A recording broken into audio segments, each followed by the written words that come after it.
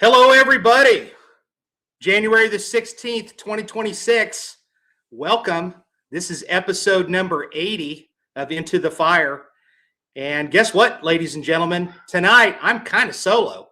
So I don't have Amanda here tonight, who's behind the curtain. So forgive any kind of issues if we happen to have any little hiccups tonight. But the guest that we have this evening is one of those people that, let me tell you something. You talk about somebody that has walked the walk, and anybody if you haven't met any kind of cops, let me tell you something. As a cop that's been doing this almost 30 years, when he walks into the room, he gets your attention. So it's going to be a fun night. We're going to talk a little bit about the Boston bombing, etc., and his career up in Watertown, Massachusetts. Hopefully, everybody has had a great week. I'm excited about being here. I love Friday nights. I want to remind people at the beginning this time, like and subscribe, please. I would appreciate it.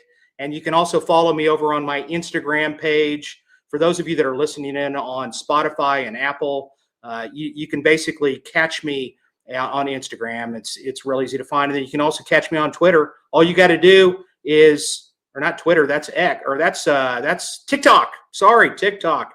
You can go ahead and take a picture of that QR code and catch me there. The other thing I wanted to mention real quick, if you go to the Tulsa Police Department or the Tulsa Police Museum, it's Tulsa Police Museum. If you go to that site, I'm actually speaking January the 23rd. This thing, there's a cost to it. I know if you're looking at the cost, it is all going to benefit the museum. All of it goes to 100%. We're putting together a museum.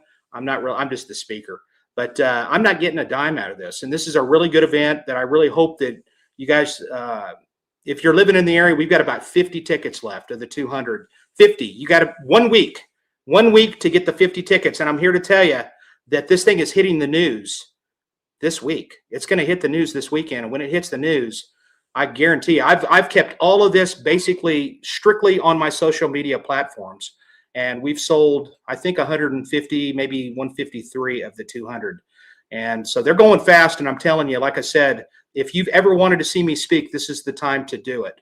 And don't wait around. I'm telling you. Crazy week. You know, there's a lot of stuff going on in the world. And hopefully everybody's being safe. And those, I don't know. It's just been a crazy week. I'm up for the next murder. So hopefully we don't get called away here tonight. And I'm trying to see what we got going on and see who's in the house. Sally's in the house. Kathleen, Steph, of course. These are the regulars. I got Tyler Burns from Fort Wayne, Indiana in the house. How you doing, Tyler? He's got a good podcast, Debrief with Tyler. He's got his podcast going on. Danny's in the house. Thank you, Danny. Welcome, my friend. Bonnie. And she says, sorry I missed you tonight. Well, you're here. You didn't miss anything. I'm right here, and we're going to have fun. So we're going to have a good night, and hopefully we're going to, like I said, we're not going to have any issues. Steph's saying $25 is a fair price, and $12 drink ticket sounds great. Well, $12 drink ticket, huh? Well, as somebody that likes to drink one every now and then, $12, but it's all going to a good cause. So don't worry about the cost. And by the way, just real quick, at the bottom of that screen, if you didn't see it, you can actually donate money to this event. There's a doctor from Austin, Texas that had actually reached out and says, hey, can I donate money? And I'm like, yes. And there's no limit. So bring it. So anyway, hopefully we'll make a lot of money for them. And they're going to start a weekly series, etc., is what they're planning on doing. And that's what's going to happen. So I don't know. I'm trying to think of what else to say. I got to tell you, I'm a little bit nervous. I'm nervous for a couple of reasons. I'm nervous that there could be an issue, and there hasn't been so far. That's really kind of scaring me a little bit. And I will tell you this, just real quick, I will mention something to you that this guy being from the Boston area, if I'm telling you, you're going to have to, this guy's got an accent and it's legit. Okay. It is a legit accent. So you're going to be dealing with the Southern Okie accent, and you're going to be dealing with a thick Boston accent, but it's great, and you're going to love him. We'll just go ahead and bring Dave on, and I don't want to waste any of his time. Dave, super cop. How's it going? How are you? It's going great. Hey, listen, I'm not even going to read your bio. I want you to just tell us a little bit about yourself. Tell us about who you are, and how many years you were a cop, etc. Well, I'll tell you what, I don't know if I'm going to live up to the hype. Just what you said it. I heard the introduction. It's a little tough, but no. So in a nutshell, first of all, I appreciate being here. It was great meeting you down in North Carolina. Jason and I, for the people that are out there, we met at the North Carolina Homicide Investigators Conference, which is just an outstanding conference. And I was speaking down there, and I ended up hooking up with Jason, the new one from the 48 Hours TV series and things like that, and we kind of hit it off. But just to kind of tell you, we do a lot of teaching now that I'm retired from the police department, and there's usually the two questions that come up is, who the hell is this guy and what time are we leaving? So we know we're going to be here about an hour, and a little bit about myself, not too much, but I'm born and raised Watertown, Massachusetts guy, and we are the yeah, thanks a lot, pal. I'm trying to correct it, but we are literally the next town over from Boston. So Watertown is pretty much, if you make the hub, we touch Boston, Waltham, Newton, Cambridge, and Belmont. So Cambridge, you have like Harvard University. Belmont is like McLean's Hospital, things like that they're known for. Watertown, we have Perkins School for the Blind. We used to have the Arsenal there, a lot of things like that, and certainly the city of Boston. Waltham has Bentley, Brandeis University, things like that. So Newton is certainly Boston College. So went to Watertown schools. Always graduated in 1984, and then right after that, just started working in the law enforcement field. We knew it. A bunch of us all wanted it, and that's one of the things I'd like to talk to you about tonight, Jason, is that how the shift has changed in law enforcement, because we knew in high school, a very big group of us, that we wanted to be in law enforcement. My uncle was in law enforcement. My uncle Henry MacNeil worked for Watertown PD, things like that. So right after that, as soon as I graduated, I started with the DOD, United States Department of Defense Police. And to be honest with you, that's where it all started, because I met some unbelievable mentors there. So you talk about coming up. I started with the DOD Police. Then I went to Watertown Police after that, and started from dispatcher to patrol, and did my last 22 and a half years in detectives. And what was great about that, let me ask you a real quick question. Yeah. No, go ahead. No, go ahead. So right I was just going to ask you that. Well, go ahead. No, the best part about it was that because we were a small town, so Boston's huge, and Watertown's right next to it. Years ago, we were enormous, Watertown. It got changed up, but being from a small town, having the ability that I had, I call it very lucky in my career. I mean, here I am sitting with you right now, and from going from a town like Watertown, Mass, to the things that I was able to experience in my career was just awesome. And it was definitely from, and I've heard you say this a million times, that teamwork is a dream work and all that. And that can't speak, that can't be any louder or bolder in my career, because I really do think it was a mutual trust between myself and the police department that I got to go to these trainings.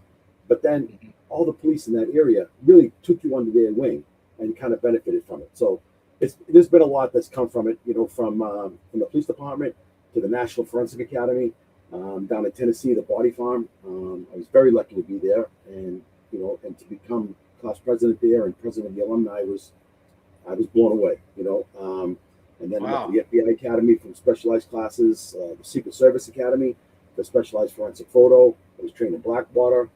The forensic consultant for Patricia Cornwell. She's a very well-known New York Times author.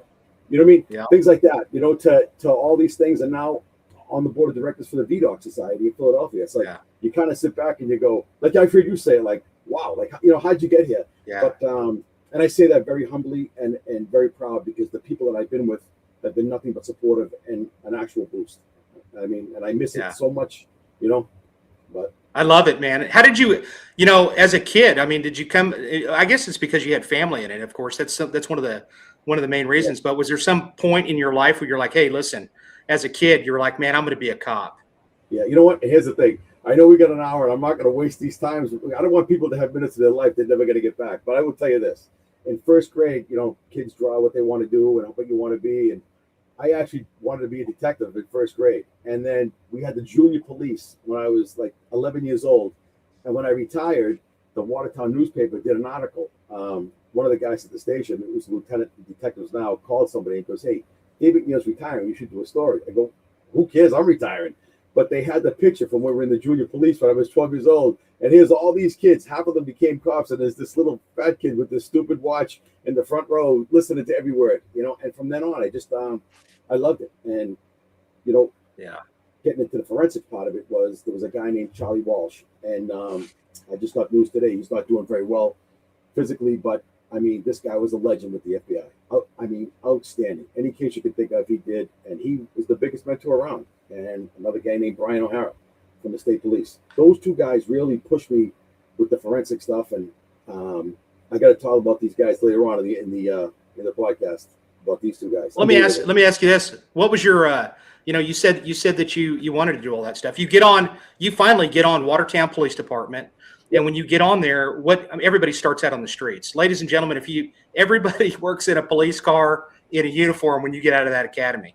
And so, if you're going to work for a city cop, what were the certain jobs that you did at that point when you first get out? You work the streets, and where do you go from there? Because you progressed up to working murders or working. No. So here's the thing: we didn't have many murders in Watertown. Okay. The thing was that, I think it was 3 the whole time I was there. You know what I mean? But at the end of the day, we got to work around people that worked them, and then when you work the crime scene. So this is the part that we talk about in these crime scene trainings, that you may have a small department where you're not doing these murders. Like I mean, Jason, that's your whole thing is homicide. You know what I mean?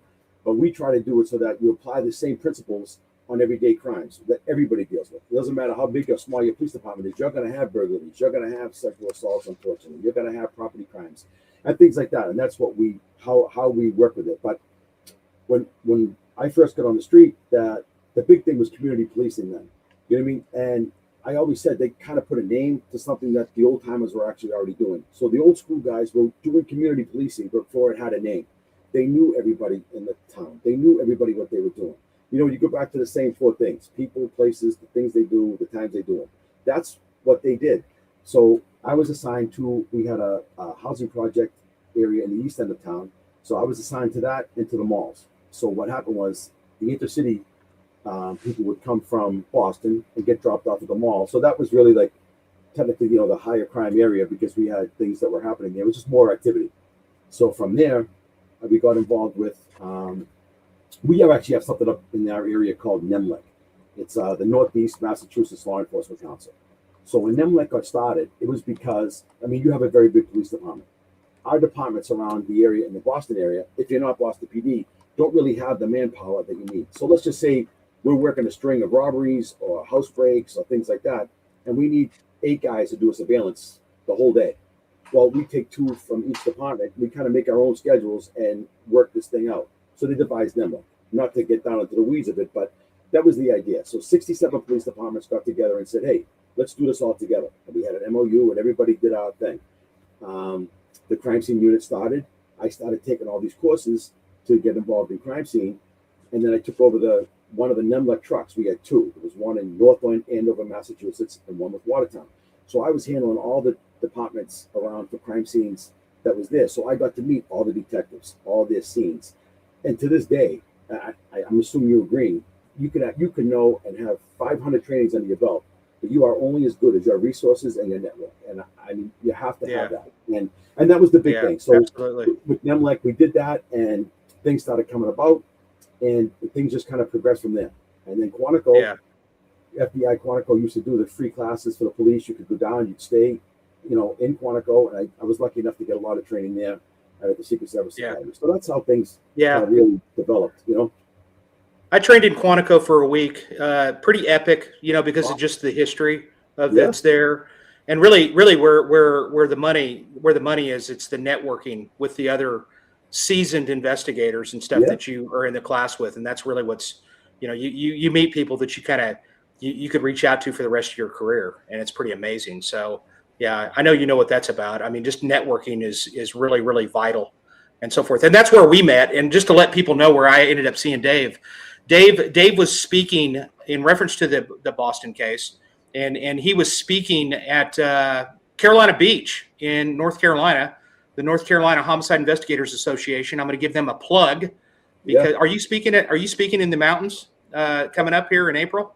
I did May and I did October. So that's their spring and their fall conference. So I won't be okay. So I'm flipping it. So Oh, I did the other one, so I'm going to speak with the other crew and the other side of the state. So what happens is that we speak on the west. I'll be speaking on the western side of the state, but that's where I met him, and so I was very interested in hearing him speak. And when he got up there to speak, he's one of those that, like I said, I mean, you can hear his background, and he's not making this up. I mean, you know, I've been around this business long enough to know that. You know, I've heard people and I see their resumes and I've read about them, and then you see him speak and you're like, are you kidding me? He's legit. And Dave knows what I'm talking about for sure. Yeah. But so, and that's the first thing when you say this, because, and I did start young. I started at 19 when I was in the police department. And the big thing was, because we were from a town like Watertown, I knew the police from when I was young in the junior police, all these kind of things. So I learned very early that everything is networking and taking care of people and doing things, you know. And when I first got on, some of the old timers who were leaving, I mean, they started in 1958, some of them, and they were retiring when I got on. And they turned, like, when I got into detectives, like the gypsies. You know, you can't say gypsy today, you have to say transient criminal, but all this stuff. But they go by gypsies themselves, or they say it, you know, to have a relationship with all of them. And I just can't say enough about the job in general. It's just outstanding. And I was very, very lucky to have the people around me that I had. That's surprising to me, Dave. I didn't know that I didn't know Gypsies was out. Yeah. I knew Gypsy Foundation. Yeah. Okay. I know manhole cover is a no-no, at least in certain parts of the country. I know that the First 48 has tried to get us to go, you can't use homeless. You got to call them unhoused. And we're like, negative to that. Yeah, right. No, it's not going to happen. They call themselves a gym, you know, and I will tell you this, I'm kind of bouncing all over the place from starting to that's all right. And everything, but I would tell you, man, when they always say when you retire, if you have a mixed group, you may have done your career right. And I know when I had my retirement party, I have never been speechless, but I will tell you this, on the day I retired, I was like a 4-year-old kid who lost his dog. Man, I couldn't get one word out at that counter. It was horrific the day I left, you know. But I had all the gypsies come in for my actual retirement party, and one of the captains was doing the roll call. He says, "Can I ask you who these are?" I said, "That is the king of the gypsies right there." He goes, "Well, I respect nothing less, Dave." You know, but it was great. It was a good run, and you know, I miss the police work very much. And when you and I were talking before, it's like, you really can't give it up. So this is how I'm pretty happy about with what's happening now with being a member of the VDOC Society. I'm a team Adam consultant for NCMEC, the National Center for Missing and Exploited Children, things like that. There are things that are still happening that you're kind of still in the game, making an impact. You know, you may not be sworn anymore, but you're still part of it. You know what I mean? That's the whole thing. Yeah, and there's his website, and if you're, let's talk a little bit about that. Tell me that organization again. That it's the Cold Case organization, and tell the listeners kind of how that works, because this is this is free, right? Yeah, yeah, and I'll tell you something, and I mean this sincerely. I know we're kind of joking around and jumping around here, but at the end of the day, this really it's the VDOC Society, and it's spelled VIDOCQ. So it's VDOC.org, and it's really something. There's only 82 full members, and then we have maybe a couple of hundred of special members. And what it is we are a catalyst, really, for law enforcement agencies for cold cases. So VIDOCQ, actually, VIDOCQ.org. And what happens is, if police departments have cold cases around the country, let's say, doesn't matter where you are, Hawaii, California, Philadelphia, wherever, you submit your case to the VDOC Society, and I'm very happy to be on the board there, and your case gets looked at. And if it's a viable case, we'll take a peek at it. So what it is, it's other than just police looking at your case, you have FBI profilers, medical examiners, attorneys, we have an orthopedic surgeon, we have all kinds of toxicologists, all these people looking at your case and what happens is the investigators they come to Philadelphia. It's at the Union League in Philadelphia, which is an outstanding building right in Center City, and they present their case over lunch. And then after that, your case goes before what we call a post-presentation working group. So you come down, the police are totally in control of their case. You don't turn anything over to us. It's law enforcement solves the case. This is just a couple of different opinions. So you could say, hey, look, you're exhausted on forensics, you're exhausted on this, but you may have something here from the medical examiner. You know, Bill Fleischer just spoke the other day at a big memorial. Him and Nate Gordon, these guys, they're the best polygraphers in the country. Do you know what I mean? They're constantly training people. Here, the Brown University shooting, most of the commentators on the news around are all VDOC Society members. You know what I mean? A lot of them, which I can't believe. So when we go to talk about from how you started from this little kid who wanted to be a cop to actually into sitting around a table with people who are consulting on some of the biggest crimes in the country is it's really humbling. I honestly, it's humbling. You know, I could sit here and talk all day about things that I did, and we have a million funny stories and great stuff. But at the end of the day, to still be doing this, and what you and I talked about, Jason, to be able to still make an impact is huge. Yeah, and that's the move. And my director behind the curtain, who's not Amanda, it's Chris. He's kind of one of my mentors, and he's back here, and he said, "Hey, Dave, move a little closer to the mic in the future." Oh, but yep, there you go. So anyway, I mean, it'll be just a little better. So just real quick, the VDOC Society. How does one get asked to be a part of that? Because that is a very prestigious invite. And how did that come about? So to be honest, from teaching, I started the police department, went in there, got into detectives, did the NEMLEC crime scene unit. From there, FBI, Secret Service, all these things.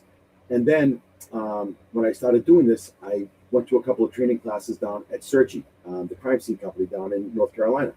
So while I was there, I met one of the instructors down there. His name is Dave Pauly. Dave is a tenured professor at Methodist University who has an outstanding forensic science program.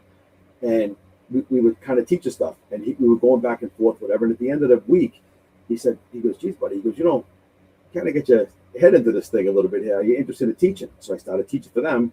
And then he says to me, honestly, he goes, "Have you ever heard of the VDOC Society?" I said, "Yeah." He goes, "You've heard of the VDOC Society?" I said, "Yeah."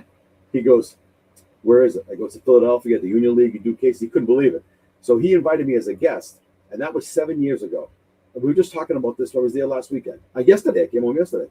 And then I ended up going to a few of the meetings. And you're just quiet there. You do your thing and listen. You don't speak. And then I was actually invited to be a member a couple of years later. And then so we have special members and full member. And now I'm in the second term on the board, which is just outstanding. And the thing is, it's it has a mystique. It's very professional. And everything we do is all pro bono. We all go down on our own dime. You go down there to Philadelphia, you pay your own thing. We actually pay to go to the meeting ourselves. Everything's on our own dime, and everything is done by donations and sponsorships and things like that. So we try to have the website now and just say these are the things that we're supporting, and it's just a great group of guys who like we're just talking about right now, from different age groups. Some people are still in their 70s and 80s, and they still go every month, who work cases for 40 or 50 years. Yeah, that's pretty incredible. So if a person that's out there that's listening to this that happens to have a loved one that's been killed, because believe me, I get messages from all parts of the country. They see you on TV and they're like, "Hey, listen, these detectives, they're not listening to me." I was messaging somebody just a couple of days ago from Florida, and it's like, look, this is kind of how they do it. Let's give the detectives a little bit of slack, because they're just because they're not calling you doesn't mean they're not doing something. And this is kind of just the gist of what they're doing and the toxicology, but et cetera. And it takes time. So my point is that for somebody, let's just say that, they're just hitting their head up against the wall, and it's one of those types of cases. This is a case that theoretically they would at least they get in contact with you, and then that's something that you possibly get in. Okay. No, so how it works is the law enforcement does it. So we do everything with law enforcement. So if let's say they had a liaison or anybody there, they would speak to that detective. The detective would reach out to the case manager at VDOC, and then that would get submitted for a case review. So we do 9 a year. We do 1 a month, except for July, August, and December. And this is it. That's it. So the case comes in, we take a look at it, and it doesn't matter what the case is. If it's old, if it's a cold case, we'll take a look at it, things like that. But they do have some restrictions, and it's all on the website how they do it. But it is law enforcement submits the case, and we work alongside them. And law enforcement runs the entire case. We are just simply a catalyst and a discussion group to kind of maybe toss some ideas around. But it's just amazing with the people that you meet. So if you're a law enforcement agency out there, that's well, you've already jumped over the first hurdle that you would have, because you're not dealing with having to call a law enforcement agency going, hey, can we look at your case? Because I would assume that you kind of hit some resistance with that from time to time, I would think. That would never happen. So like that, and that's the whole point about this, that it is so professional, Jason, that we're quiet, we sit in the weeds, man. We don't want anything to do with this. Law enforcement is doing this, and it's just like there's a lot of if you're just kind of at your wit's end, it's just nice to have a set of fresh eyes, maybe take a peek at it to see maybe there was something that wasn't available then that is available now, things like that are out there. And it's never of, hey, I did this and you did this, whatever. And that was the best part. That to me, that was the absolute best part of being part of the detectives when I was there, because when we did something, it was always we. If we did a great case and everybody did it and we solved it. And let's just say, you did the whole thing. You're the 99% guy, and the other 4 just kind of with support. Well, we did it because the next time he's going to be that guy. And when there was a mistake, we all screwed up. That's how it was. You know what I mean? And that's the best thing I thought about in this job, because there was nobody like walking around with their arms out, hey, look at me, I'm doing this. But everybody had their niche. I was good with the crime scene and I was good with interviews. Somebody else was great with digital stuff and all these kind of things, because each case, as you know, has so many different moving parts that you can't be good at everything. You have to stay in your lane. And that's why when I started the company, I started out as ridge count forensics, as with a latent fingerprint, the ridge count between adultery and a core. And it got so confusing, and people saying ridge, and it was just a nightmare. But when I switched to this one, I got specialists, actual subject matter experts in each field. If you have someone that's looking for a death investigation case or a cold case and you wanted to work it, I have Tom McAndrew. Forensics, it's myself, and I told you Brian O'Hara. Brian O'Hara was the detective lieutenant of the Massachusetts State Police, and he was one of the commanders of the crime lab.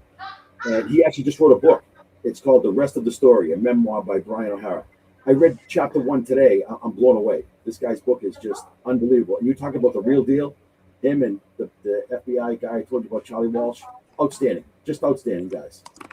And that's kind of what's his name? What's his name again? The Rest of the Story by who? The Rest of the Story by Brian O'Hara. Brian O''Hara. Yeah, so that sounds like chapter 1 today. I'm like, buddy, I'm in. Yep. Outstanding. Okay, well, that's yet another book I need to add to my list of the many. I'll tell you right now, those 2 guys have done more than I can tell you. And that's another kicker. So that's how it started with NEMLEC. So we started teaching NEMLEC detectives this course, older detectives. And I got to name them, Mike Goulding, who was a detective lieutenant in Medford, Mass. I mean, big crimes happen over there, things like that. And they let me come in as part of the, the curriculum part of it. When they moved on, Brian and I started teaching. Things started doing these things. We started a 10-day detective program, and it's been great. And again, you get to meet the younger detectives that are coming in now, so you're still in it. That's the big deal.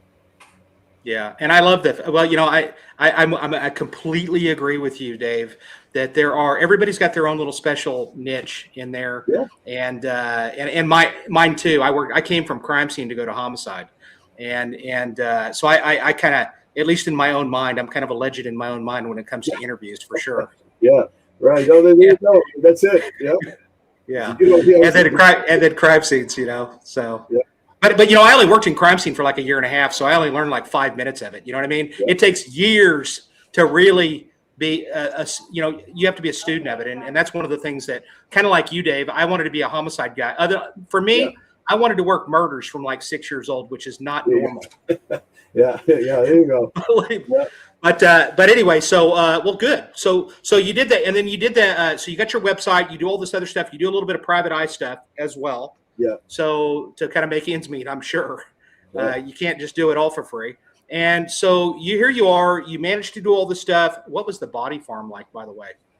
The body farm, I'm going to tell you right now, was without a doubt one of the best things I've ever done in my police career. I met guys, instructors down there, John Williams, Terry McCleary. These were old SLED agents, Diane Bodie. They were agents for SLED for South Carolina law enforcement.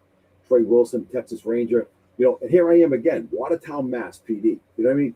40,000 people, 4 square miles, and I call up on the Texas Rangers and say, "Hey, what's going on, buddy?" It's wild. And when we went down there was absolutely no joke. You started early, you finished late, and it was for real. We did everything from a property crime up to, we had a week of bomb school. I said, while we were sitting there, I go, I will never use this in my entire career with bombs. And then you have the Boston Marathon bombing. That happened in Boston on Watertown. But, a lot of things like that. Arson school. I became the arson investigator for Watertown, working alongside the fire department. I'm like, I'm not going to do this. It was just unbelievable. And to this day, just 2 days ago, I'm still talking to people from that academy that I went in 2007. That's like 18 years ago, and we're still just like I've never missed a beat when I picked them up on the phone. Yeah, we were talking today. Well, we were talking today, and you're like, when I heard you say Doug from Triad Forensics, you're like, that can't be Doug Young. Well, yeah, it is. He was on this show. He's been a guest here. He's my buddy. I teach with Doug Young. I mean, Doug Young's in Colorado. I'm like, what are the chances of Boston to Colorado? So you talk to people like, you don't know that guy. I go, I actually do know that guy, and he's a great guy. So that's what I do. And that's what I think keeps the fire going. That's right. Well, you keep people that are really good at this job in your stable, and people that you can reach out to and call. Yep. And that's what it's all about. So this is perfect. So this is a great time to segue a little bit into, you said, well, I'm not Boston, I was Watertown, but you know what? You guys are tight knit. And I was telling Dave off the air, just to kind of give the people a little bit of an idea of this. I spoke in Plymouth, Massachusetts, where Plymouth Rock is, or at least allegedly that's Plymouth Rock. But there's a rock there that they say is Plymouth Rock. Yeah.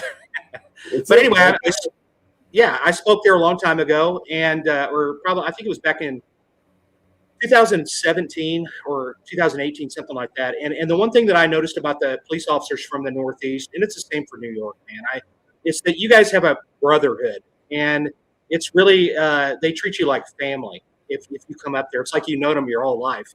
Yeah. And so that's the one thing that I actually really do appreciate about hanging out with police officers from that way.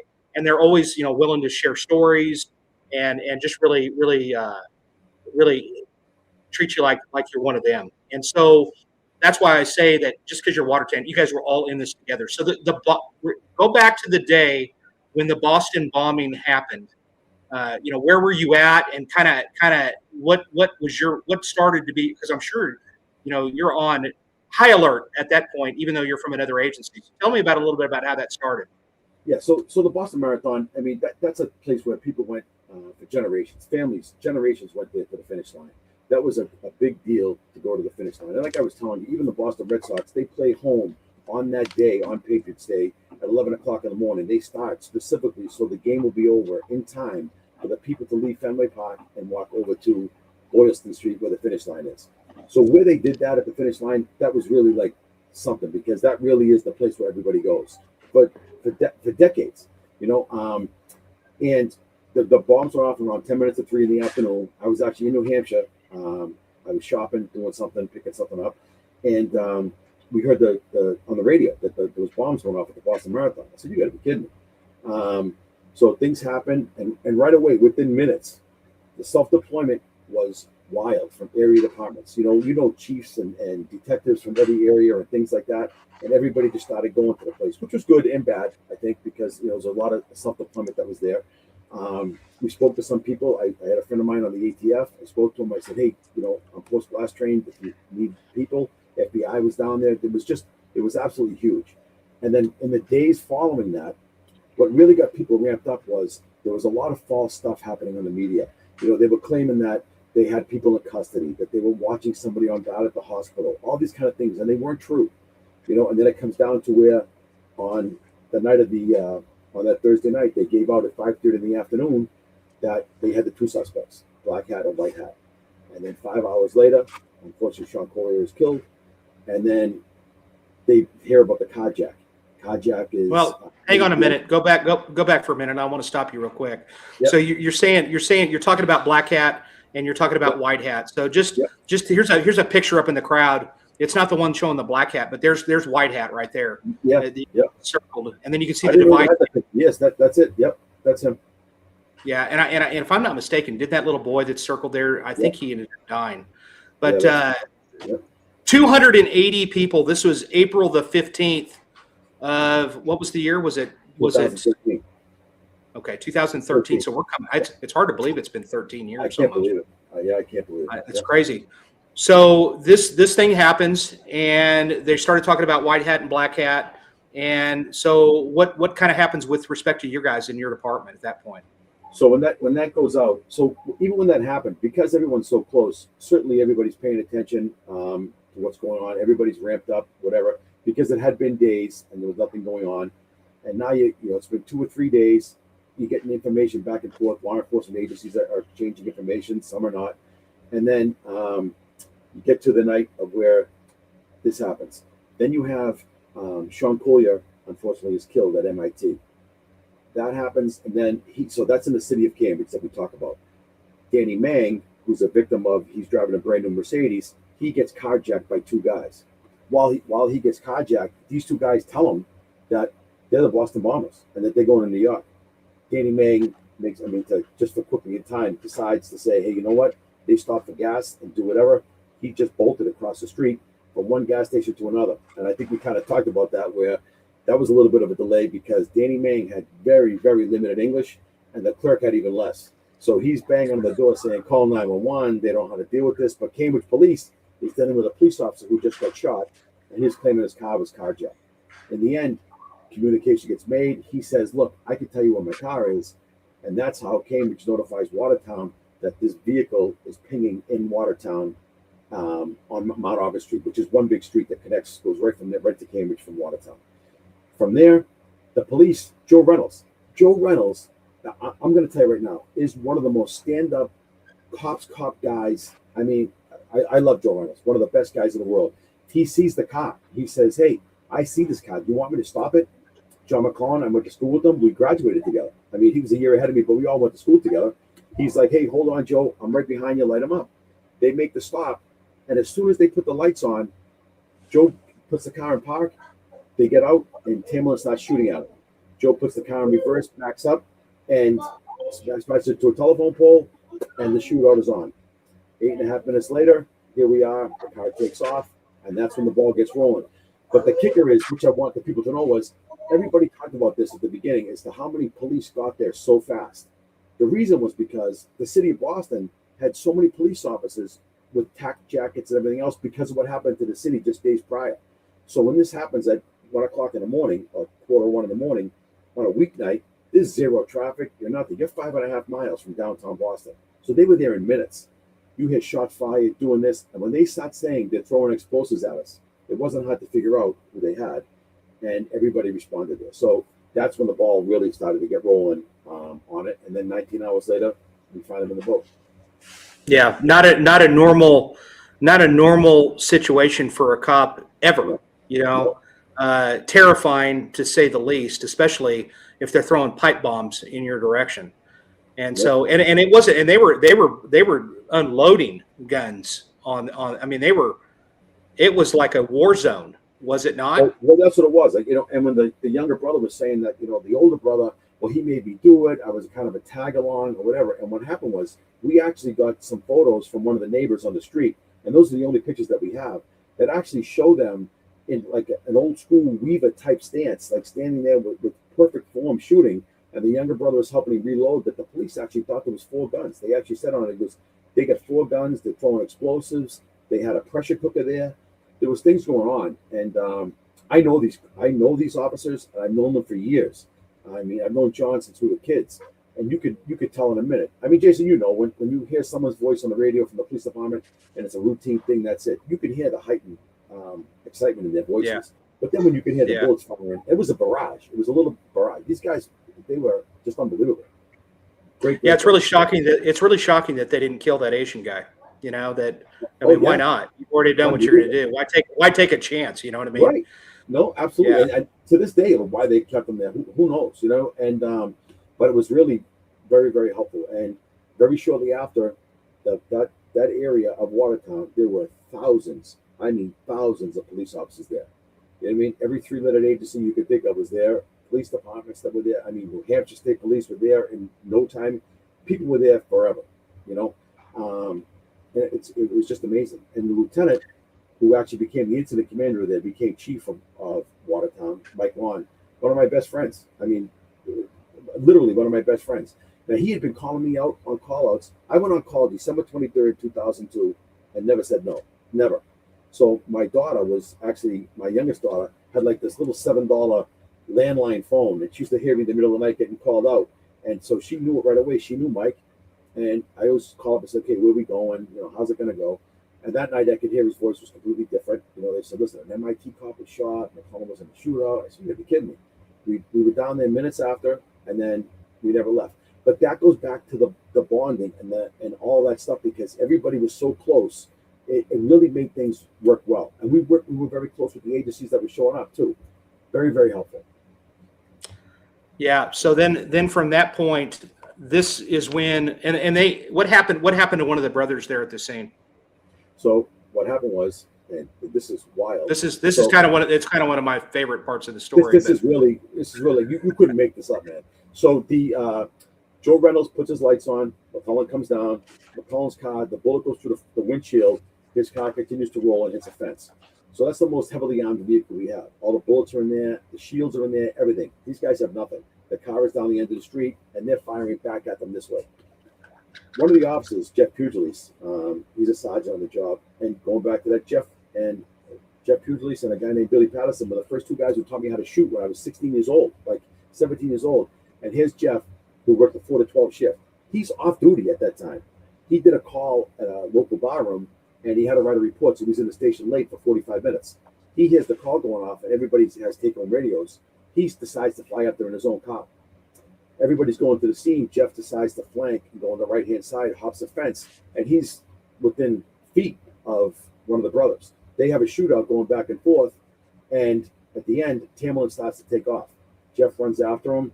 They go to tackle him, and he's still fighting after they shot him a bunch of times. And he's still fighting. At this point, the younger brother jumps into the stolen Mercedes and starts driving away from the officers. Now, instead of just driving away and taking off, he does a U-turn and turns right back at the officers. Now, there's two officers in the middle of the street trying to arrest Tamerlan. Apparently, he didn't see that was his brother. He starts gunning for the two police officers. The officers break away last minute, and the car goes by, but scoops up his brother and drags him several feet, 30 feet plus, and smashes into the 465 car that Joe Reynolds was driving that was against the telephone pole that had no give. So, in essence, the younger brother kills the older brother, so he was shot and run over, and then takes off, and then leaves and bolts from up the street. And that's how the whole thing starts. And that's what we. Yeah, that's intense. So how many days? Wasn't this like 3 days after? 4 days. 1 a.m. Would be the fourth day. So Okay. it was the 15th. Massive manhunt. I mean, and I don't even know what the technology was back then. I mean, we're talking 13 years ago. I'm sure the FBI had the best of the best. You know, facial recognition of today is just, I wouldn't even think about committing a crime, ladies and gentlemen. Not a good idea in today's world. But back then it wasn't as good as it is now. So, right. and I think if I'm not mistaken, did somebody, I mean, how did they end up identifying these guys, if you know? Well, what it was one of the restaurants had video, and they went down there. I believe it was the Forum. Don't quote me, and I certainly don't want to talk about Boston's investigation, but I believe it was the Forum that got these two pictures that showed one of them coming in with. They showed them coming in with backpacks, and they showed them walking away without them, and that's how it was kind of put together. And then there was a lot of, I mean, they were working nonstop to develop these guys, and then it came out that's who they were. But when that started on that day, so it was the December the 15th, around 10 minutes to 3 in the afternoon, and he was captured. I think it was like 101 hours later, if you figure it out, down to the time when we actually took him to custody on the boat. You know. All right. So from that point of that deal on that street right there, where this craziness is happening. Yep. The younger one, what's his name? Zokar. He manages to get away, and then he disappears. And where do they end up finding his car in relationship to where this had ended up happening? So the shootout happens on Laurel Street, Dexter and Laurel. This guy, he turns around, he tries to run the officers over, kills his brother, and continues up Laurel Street. When he does that, that street technically becomes Spruce Street. He goes up to an intersecting street of Lincoln, which goes down a hill and kind of curvy. There was a question whether he went right or left. to use dogs, not use dogs, things like that. They set up a perimeter, and what happened is he ran left and then found a boat that was shrink wrapped for the winter. The guy hadn't put it in the water yet. It's still April, and he climbed in there, and he was there for hours. And then it wasn't until after we lifted the shelter in place, moments later, that we found this, because the guy whose boat it was, Dave Henneberry, another local guy, everybody knew him, just a really, really nice guy, goes out to have a cigarette, let his dog out, and he loves his boat. He looks over his boat and he sees like this little step stool up against the boat. He goes, how's that get there? He stands on it. He sees what appears to be blood on the side of the boat, peeks in and sees a body, calls the station, and that was the call that changed everything. We were done. We were taking our vests off, everything. The fire department was closing the street down, like this thing was over. And then it came back from that 911 call. Yeah. And I've seen the presentation. Actually, yours is, I think, the third one. I've seen Vince Delfonso. You know him? Yeah, I heard of him. I didn't work with him. Yeah, hostage crisis negotiator from the FBI forever, and I've seen him in Calgary and some other place that I saw him. But he's talked about this, and you can see the video, and you hear a lot of gunfire going on when people are, there's a lot of cops, man. It's like all cop cars converge on this area all at once. And by the way, just real quick before we get to that, how are the citizens with respect to you guys? Were you a part of, kind of the house to house search? Yeah, that was one thing, and at the time, so we did a reverse 911 call to one area of town and said, hey, look, this is what's happening, to everybody do this, shelter in place. That extended when the governor came into Watertown. At the time, it was Deval Patrick. They ended up shutting down not only Watertown, but Boston and all the surrounding areas were shut down. I mean, to shut down the city of Boston for one day is insane to do that. I mean, you have people going in. We have some of the best hospitals in the country, Mass General, Dana-Farber. I mean, major medical hospitals. People had surgery scheduled, waiting months to do these kind of things. And it's like, that's it. Nothing's running. It was really, really something. So that in its own was wild. But the shelter in place where it became we started searching people's homes to see if he was there. But couple that now with people calling saying, I see someone in the backyard. I just heard something. Someone's in my basement. All these kind of things. And a lot of the issues were we really couldn't talk to anybody. You had a lot of police officers, but we couldn't communicate because we weren't on the same radio, same channel. And then if you had 5 police officers from another town, and I say, hey, they're at 48 Spruce Street, no one knows where Spruce Street is. So we were trying to team people up with somebody local to the people that were there. So we're searching the houses, but the people got it. And one thing about the people at the end, when he was finally captured, Jason, I was absolutely blown away. I mean, there's videos on it. They were literally cheering in the streets. It was absolutely wild. They called it America's largest manhunt. It's really something. And and maybe you could attest to this. I don't know, but sometimes I say this all the time. When you're working and you're inside a case, sometimes you miss what happens where someone who's from outside the case might take a peek at it and take a look at it. So here we are, we're there for 19, 20 hours working this thing nonstop. You don't know all the moving parts that are happening all around the case. And to come out and see all these people in the street was just amazing. The support for the police then versus now is quite different. Well, I mean, I'm sure that lasted quite some time. And I mean, what's just out of curiosity? I mean, and you don't have to really get deep into this, but I mean, what's the relationship with the public and the police in like the Boston area? Is it pretty good? Well, yeah, for the most part, it's good. Yeah, no, big. They're big on community things and working at it, whatever. You're always going to have the issues, and a lot of guys were worried about body cameras, but I think body cameras ended up being a great thing for the police because a lot of times, really, and everyone's like, oh, what are we going to do with these body cameras? The majority of the people do things right. It's very helpful to have the cameras that are there. But in Watertown and the surrounding areas, and Boston too, Boston's big on it.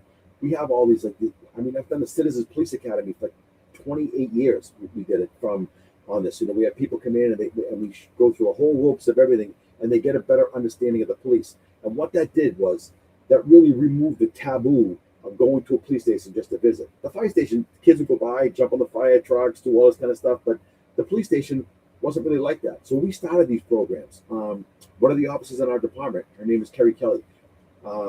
She's amazing. she runs like the Middlesex Sheriff's Camp. She has them come to Watertown PD one week. We did the crime scene classes with them, and I mean, they're really doing fingerprinting and things like that. It helps because when you get the kids that are young, they form a bond, because that's all we talked about. Was the junior police, and how it was unbelievable to see a police officer, at 10, and then 14, and then 15, and now they're writing a reference letter for you to get the job. And then here's the complete reversal. I ended up becoming president of the Watertown Police Relief Association. So what that does, that handles all like the death benefits, unfortunately, when police officers die and when they're sick and all these kind of things. And in that picture that I told you about in the article that I was when I retired, is Sergeant Richie Gagnon. I went to school with his sons, Billy, Richie. We all went to school together. Bobby Gagnon. So his father was the sergeant in the picture telling us about the junior police. Years later, here I am processing unfortunately his death claim for his family doing the insurance. It's just a complete wild circle to go from this little kid listening to this guy talk, and I'm giving your family an insurance check for when you passed away years later. And that's the whole point about it. It's a lifestyle, man. It's a lifestyle. If you treat this like a job, I don't mean to make fun of any company, but it's not like working for the Gap. I mean, when you're a detective and you're a police officer, it's a lifestyle. It's not a job. And that's right. A lot of loss with it. There's a lot of loss with it. A lot of loss with your family. I can't tell you how many things I missed. Tyler brings up an interesting question. To go back, I'm doing my best here, ladies and gentlemen. No. I'm not used to having to do all this other stuff, but I'm trying. Yeah. and I'm old, Dave. Just like so. As I'm doing this, and Dave's going to be putting together a podcast himself, so I'm going to highly recommend that when that happens. And so, and I hope so. And so, anyway, one of the things that Tyler brings up that I think is a great point. I mean, friendly fire in this situation. I'm sure, man, you had. I mean, there was some crazy stuff going on in this deal, and I'm sure that was definitely a concern with but there are certain situations, and I know that you know what I'm talking about. There's certain situations that it's all hands on deck, and people aren't stopping until the mission is accomplished. And I have no doubt that that's what happened on this particular deal, for sure. I mean, when you hear the radio transmissions about that, and you heard him, Jason, I played him for you, and that's Officer Joe Reynolds. I mean, he's the first guy in the shootout. He does whatever, and then he's working on the officer who is shot, and he's saving him. He's screaming, "Where's the rescue?" Doing whatever, and then it turns out these officers scoop him up, and one of the police officers drives the ambulance to the hospital, because it's like, they weren't going to wait. They drove the ambulance to the hospital, and we found out later that the emergency brake was on, I guess, the whole time, and the thing squealing and doing whatever, but nothing was going to stop that officer from getting to the local hospital. And that hospital is really not a level 1 heavy trauma hospital, and that officer needed that, and they really did a great job. They saved his life. It was just I remember you talking about that when you were presenting, and I was thought that's important to mention. There's certain hospitals that they're geared for that kind of jazz, and they sent him to a hospital that they're not really geared for it, but they saved his life, which is pretty incredible. It's a matter of 1 mile. You could go 1 mile one way, and you're going to get someone. It's kind of like a broken ankle type of hospital doing whatever, and you go 1 mile the other way, and you have a mass trauma center like Boston Medical or Mass General. I mean, these hospitals are amazing. Back to Israel, amazing hospitals. It's just wild. So when you're there, and he's at the boat, and somebody had mentioned it earlier, and they were talking about the FLIR, and I had a picture, but I don't know where the heck it went. So, but there's that FLIR vision that you can see inside of that boat. Yeah. How long did this take place from the time? I mean, roughly from the time that you guys had identified that this guy or somebody's in the boat to the point of him getting to this point. How long are we talking here, roughly? Maybe a couple of hours, but less than a couple of hours. So the call came in don't quote me on it, a little after 6 o'clock, maybe something like that. It was still light out in April, and then it was a little after 8ish, maybe 7 to 8 o'clock or something like that, when it was dark when he was finally taken into custody. He was in the boat for a while, but they tried to talk to him, they tried to do whatever, and it was kind of up in the air about how he was going to be handled. Nobody knew, did he have additional weapons? Were there additional bombs inside there? And we're all rushing up to the boat to be there. And I remember one of the troopers coming over to me and said, "Are you crazy?" Because we were so close to the boat that they were like, if this thing goes up, like everybody was in that circle. There was a lot going on there, but people were trying to end this. They wanted to end this quickly, and they just wanted him in custody. That was the deal. And it was just, And that brings up, well, this is interesting. Just curious, what happened to the boat? the boat is actually in the FBI headquarters in Washington right now. The actual boat is at FBI headquarters, and the company that owned the boat called Dave Henneberry, and they wanted to give him $100,000 to buy a new boat because we shot it full of holes. And at the end of the day, he said, "You know what? Give the money to the one fund." His wife was actually unfortunately dying of cancer, and at the time, his wife was on the third floor, very, very sick with cancer. And when the police come in, he's still on the phone, and you could hear them saying, like, "Hey, he's in the boat," and they're like, "Is he alive?" He's like, "I don't know." And they go, "Get out of the house," and he's screaming, "My wife's inside! My wife's inside! She's upstairs on the third floor." She ended up passing away. He said, "Give the money to the one fund," which was amazing. And unfortunately, he ended up passing away too. Just a super guy, and just a great Class guy. act. Class act. I gotta tell you. So I may have shared this with you. I'm sure I did, Dave. We were probably drinking a few beers. I'm sure, but in North Carolina. But I know I've shared you this. So I was in Boston, and I got to meet Billy Evans. I got to meet Billy Evans, who was the commissioner of the Boston Police Department at the time, and that's in his office. And he was actually running in the marathon that day. Yeah. And one of the coveted gifts that Billy gave me a few little things of swag, which I cherish. I got a coffee cup from Billy, and I've never drank any coffee out of it. So I've never even taken it out of the showcase until this show. I thought this is the perfect time. Bill, I'm going to try to get Billy on here sometime down the line because he's a fun guy, and he kept talking about, hey, this is the person that played me in the movie. He was showing me the photos, but he was very gracious with us. Oh, he's a good guy. He took the time to have us in his office, and I think he talked to me for probably 45 minutes, and he's a busy guy. So, well, I mean, as busy as you want to. I mean, I'm going to say they're busy. I don't know how busy they are. The higher up the chain, I don't know really how busy they really are, but he's a good dude. Yeah. He's a good dude. So all right. So this thing, and by the way, the Patriot Days of the movie, I know it's not completely accurate. I mean, how far off is that movie? Well, I mean, some of the stuff in the scenes really never happened, like, with the rifles and all that kind of stuff. It didn't happen. But I will tell you, they tried to do real stuff. I mean, we used to make fun of Jeff Fugely. So this is like the side stuff about this old brown jacket he had on. We're like, buddy, that's like a members only jacket. You're going to be the last member. It's like the worst freaking coat ever. But they actually found one and got the same coat that Jeff wore. And that was really his van that they drove in the movie. They drove his actual van and things like that. And no kidding. Yeah, he got very, very good friends with Simmons, was the actor for him. J.K. Simmons was the okay. He was the guy who played him.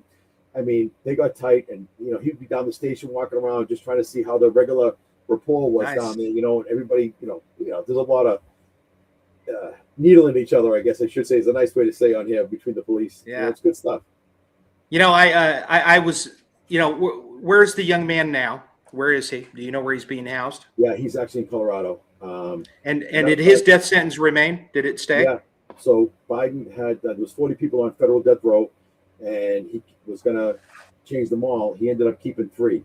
So one of them was Zokar. And actually, I spoke at CrimeCon in May and met some serious people. It was in Colorado. It was in Denver, and I was speaking there. And after I gave the presentation, we had this thing like a meet and greet or whatever. And this guy walks up to me, big, huge guy. He says, "Hey, buddy," he goes, "I know that guy you're talking about." And I'm looking at him, "What do you mean you know him?"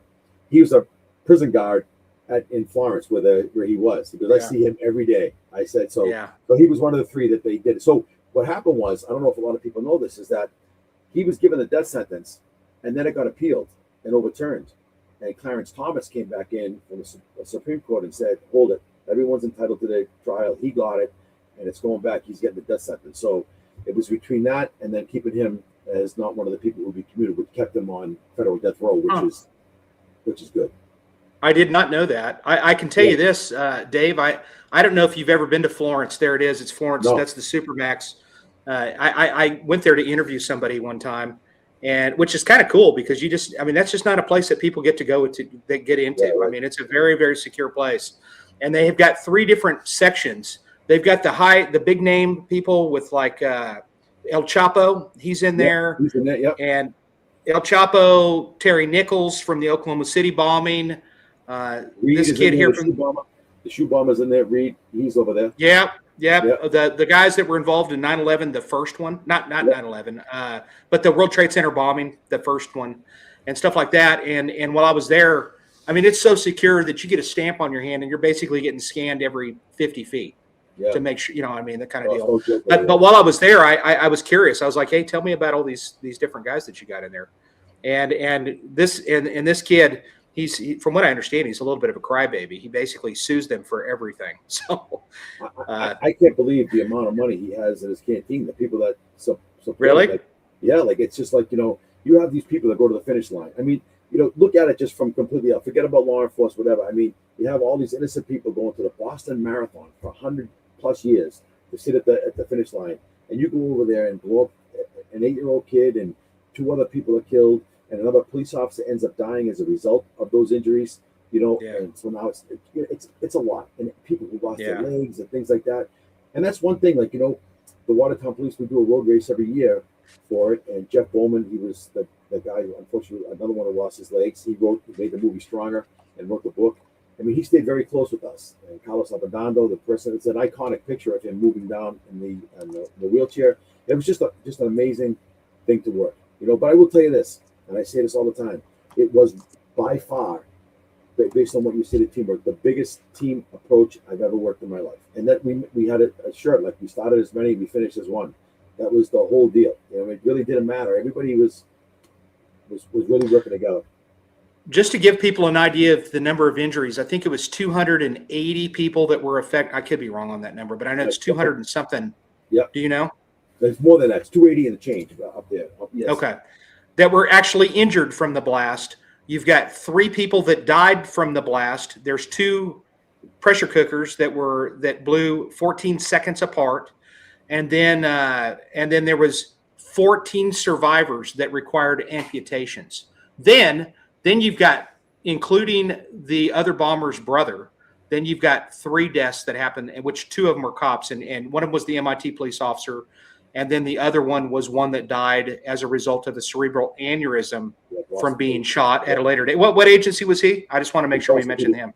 Boston PD. Oh, Boston PD. Okay. Yeah. So when did he get shot? Did he get shot at that deal on that?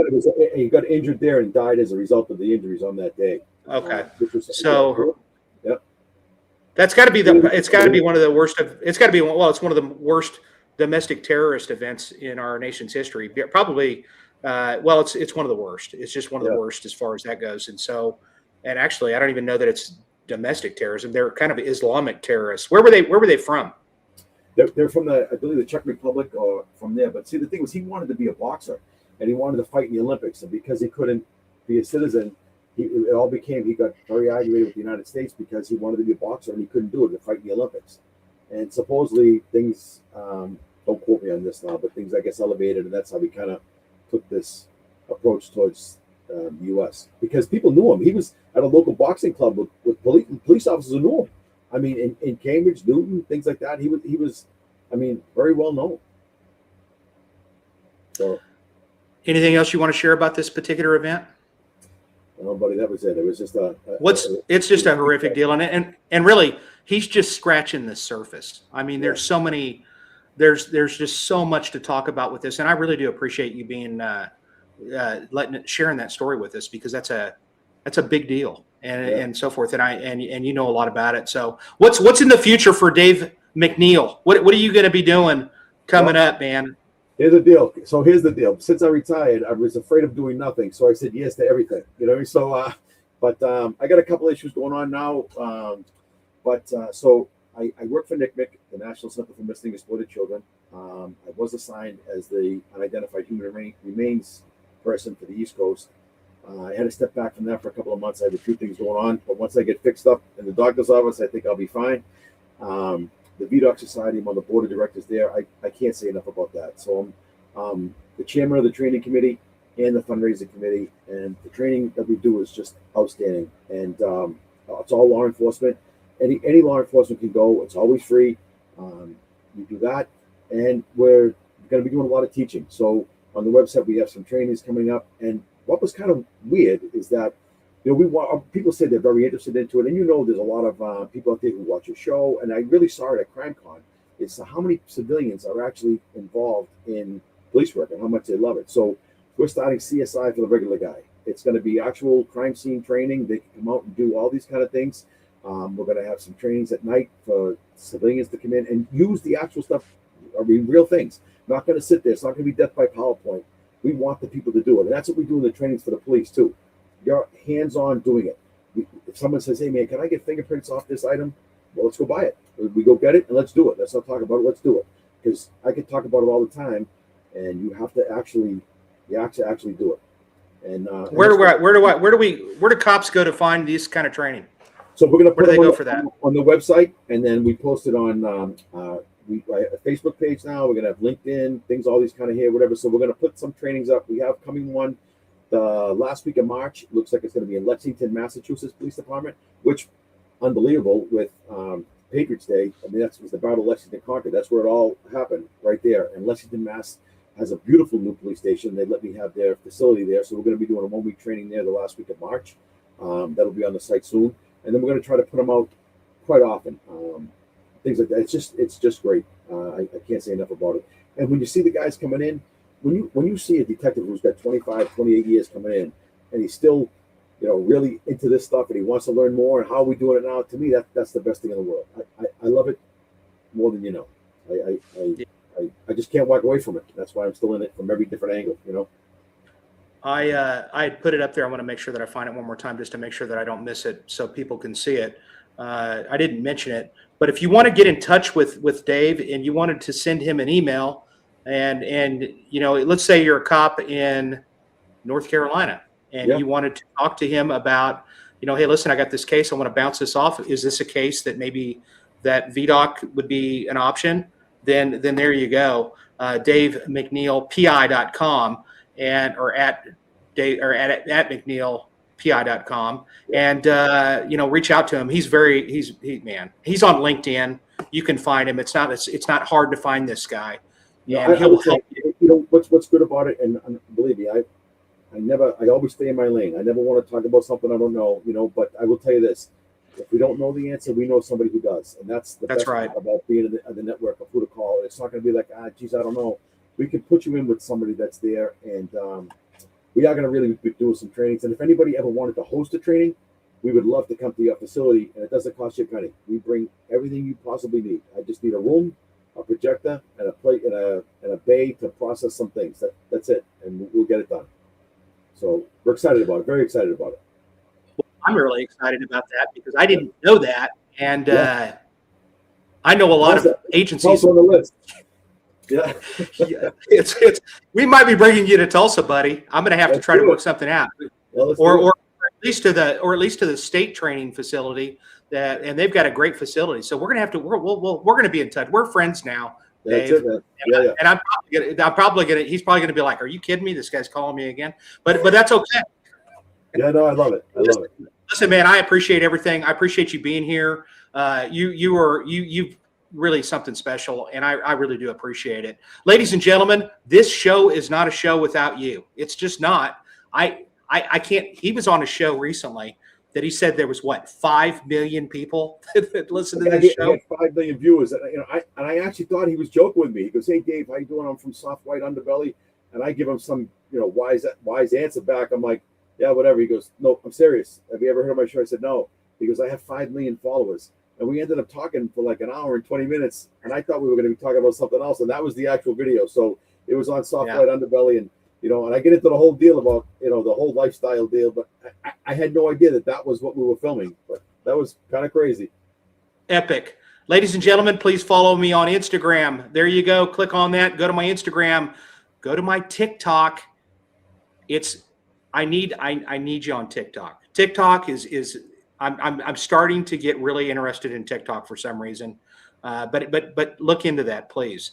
And there you go. You can click onto that. You can reach me on any of these sites. You can go follow me on my Detective Jason White Facebook page. Please do that. I do interact. Dave, I actually interact. I don't know if you have like a website that you have a blog page or anything like that, or I don't know. It's actually it's up now. This podcast will be on it. We have an area for podcasts and the news, and even news that in the area. So we're going to try to keep that up and very lively, so people can get perfect. Yeah. I'm going to send you the link to this that you can put up, and that's great. Ladies and gentlemen, also remember to like and subscribe. Please do that. listen, I don't make a dime on this thing. I need you to do it because it helps me get big time guests. I had to convince him. It's like he goes, yeah, man, I've been on a show with 5 million viewers. And I'm like, okay, well, we got 3,000 subscribers, but you know what? Yeah, come on. Yeah. I love it. But no, he's going to be putting together something. And when he does, we're definitely going to put that out there, and we're going to promote his as well. Also check out the debrief, Tyler Burns, who's joined us tonight. Thanks for being here, everybody. Danny, all the way down to Karen Roscoe, Sally, Travis from Muskogee, down in Muskogee. He's a law enforcement officer down there. Appreciate you being here. And the list goes on and on. And April Woods, thanks a lot. I appreciate you being here. And there's Carrie. Thank you. Carrie Bowdry. Thank you. And there's many, many others that I just wanted to at least make a mention of you. I'm seeing a D Burrows, and that's my cousin, Darren. He's up in Washington State. Thanks for being here, Darren. You're the bomb. I appreciate the support. And everybody else, ladies and gentlemen, I don't think it was too bad tonight. I didn't make too many screw-ups. I think that if I'm better prepared the next time, it's going to be awesome. And like I said, Dave, I cannot thank you enough. I think that there's a lot that you're bringing to the table here. I'm really excited about this cold case thing, and I'm wanting to learn more about what you do there because that's really incredible. You got a personal invite to come down the third Thursday of every month. You come in whenever you want. I know. I guess. I know. And finally, I'm going to tell you this real quick, because I will try to do that. Is it always in Philadelphia? Always, yeah. And it's always the third Thursday of the month, except for July, August, and December. So if you're like, what day is it? Just go 1, 2, 3, and that's the day. One day I'm gonna definitely try to make an effort to do that. And so and then finally I want to mention this, that golly, what was I going to mention? I was going to mention something really big about you, and I don't know, it just escaped me, but it was really big. But definitely you got to check us out, and thank you again everybody for being here. I want to remember what that was because it was really big. But anyway, I sure appreciate you being here. Like I said, episode number 80. Next week, I can't remember who it's going to be. It's going to be somebody really epic. As a matter of fact, the next month, it's going to be somebody. It's really, we've got a lot of really dynamite. Actually, next week. Actually, I know what we're doing next week. I'm speaking, so I might end up throwing up a pre-record. I don't know what's going to happen, but I'm going to throw probably a pre-record if I can get somebody on in between now and then. And if not, I've got a case where somebody was buried in the concrete in a house for a long time. And so it's going to be from Beaumont, Texas, and it's going to be a really exciting thing. It's going to be the first time he's ever presented this case, and we're going to talk about it here. Nice. And, it's great, man. Yeah, it's going to be epic.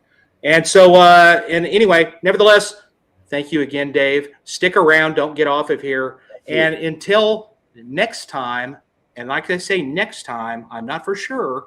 We might have a pre-record that I'm going to throw up, but if not, then I'll throw something else up. But until next time, take us out, Chris.